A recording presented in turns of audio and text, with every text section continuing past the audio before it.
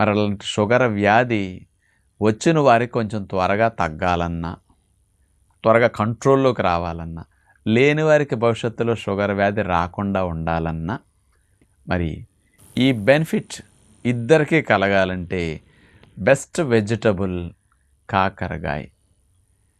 చాలామంది అంటారు చేదుగా ఉన్నవి తింటే షుగర్ తగ్గుతుందంట కదా అని.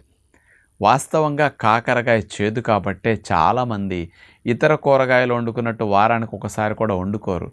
ఇదేదో నెలకొకసారో అకేషన్స్గా వండుకుంటారు. కొంతమంది అసలు కాకరకాయకి దరిదాపులకు రారు. కానీ కాకరకాయలో ఉండే ఔషధ గుణాలు షుగర్ వ్యాధి ఉన్నవారికి తగ్గించడానికి, లేని వారికి త్వరగా రాకుండా చేయటానికి అద్భుతంగా పనిచేస్తుందని సైంటిఫిక్గా ప్రూవ్ అయి ఉందన్నమాట.